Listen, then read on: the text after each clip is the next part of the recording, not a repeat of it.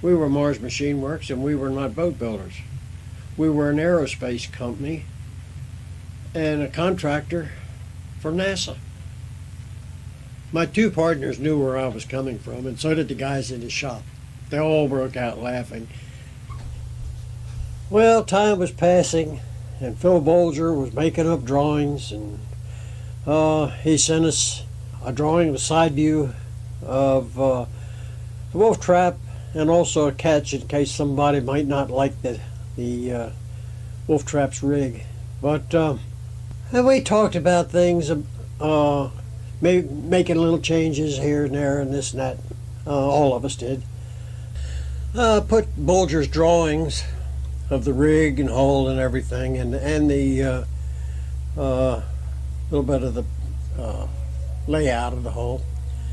And at the same time, I brought some little short pieces of video in to show you what her bottom looked like, her keel and shape of her hull and all of that, and her centerboard. But Pappy Grow walked in one day, and he was looking at the drawing on the wall. He says, "You know, she could be a monocoque design." Well, Pappy was a flyer and understood airplanes, and a monocoque design was that the skin of the airplane became the frames and the strength of the airplane. Instead of having all kinds of frames inside of her, she used her outer shell to give her the strength she needed. Well, that idea, that struck me as great. I called Phil Bolger, and he said, "That's absolutely right. We can do that in aluminum where we couldn't do it in any other material." So that made some changes. He stopped drawing right away and started all over again. And that was the plan from then on. Her cabinets, her galley, her head, storage lockers, the bunks themselves became strength members. And the skin was a strength member. We used very light tubing for her chine, and very light tubing for her shear along the deck. We built a box keel on her, hollow, which gave her strength that way. And on top of that, her centerboard trunk went all the way from the deck to the bottom of the keel, and it was welded in place in several places, so that added strength too. So every piece of her was primarily there to give her strength. Well, I had one of the kids paint the plywood laying down on the floor white, and I had some dimensions and drawings, and I started laying the boat out. When the plans came, it began in earnest then. Well, I began lofting up, and I spent about 2 weeks on my knees, which resulted in sore knees. But I was getting bulkheads laid out. We transferred the design, and we began cutting out the bulkheads and keel sides and whatever we could get out. But you know, we were building a new concept in boats, I think. I don't know of anybody that had been building any monocoque sailboats. Maybe, I don't know about it. But anyhow, the fact that we used fairly thick aluminum, 3/16 of an inch thick, which almost 1/4 inch, and that's pretty thick for aluminum on a boat. The bottom was 1/4 inch thick. The keel sides were 1/4 inch with a 1/2 inch thick shoe on the bottom. Perfect place to put ballast.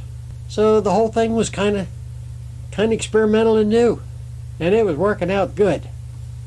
Every piece of her contributed to her strength. Apprentice boys were cutting out parts for the boat, and they were proud of what they were doing. Everybody was having a good time. It was fun. We were working, but it was fun.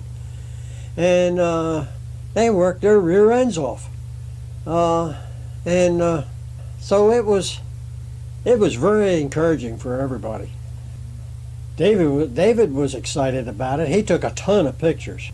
He's a pretty good photographer and a nice camera, and he took a slew of pictures. Somehow or another, over the years, those pictures got misplaced I'll tell you what, I'd give my right arm to have them all digitized to put in this video. But that's the way it goes over time. Some things happen. I was sitting at the desk in my office. I was making up some sketches for one of the fellows to make some jigs and fixtures to make some Worthington pump parts. We had a couple thousand of them to make. Rick walked in. He said, "Doggone it, Doug," he said, "that little air-cooled MIG gun gets so hot I can't hold it, and I got to let it set and cool off before I can use it again." I said, "Well, what can we do about that?" He said, "Well, we can get a water-cooled gun." I said, "All right, let me see what we can find." So we got the catalog out and we looked and we found a water-cooled gun, and it was a high-volume gun with, hot stuff. It was. Anyhow, we ordered it, come in, and he took it back there and hooked it all up, welded with it a little bit, come back shaking. He said, "Man, that's a cat's meow, that thing is." So I went back there with him, and he had a seam about 6 foot long there to weld on the side of the centerboard trunk. He put that thing down on there and started welding, and I was timing him. He welded a 6-foot seam in 1 minute. Now, you couldn't put a boat together with screws as fast as that, so or anything else. That thing was a screaming Mimi. That's what we called it. All right. It did a beautiful job, too, while I'm thinking about it. I guess I may have given the impression that we were a bunch of playboys and people weren't getting their dollars worth. But let me tell you one thing. We gave people good value for their dollar. Everybody in the shop worked hard. Even if we were working at something that was kind of play, there was only 1 or 2 people doing it, and the rest of the shop was working their rear ends off. So we were all proud of the aerospace work we did. Everybody was proud of the boats we built. It was all craftsmanship, and not many people have the satisfaction the fellas in our shop had making a living. We all met at David's house here not too long ago. His wife and his sister-in-law cooked us up a really nice meal, and we all sat around and talked, and I didn't hear. Everybody there talked about how nice it was working there and how much they enjoyed being there and how much they enjoyed the work. So, when 3 people, Bob and David and I, are able to give that to a bunch of employees, nobody should be able to say anything bad about capitalism. And I think most companies try to do some of that, if they can.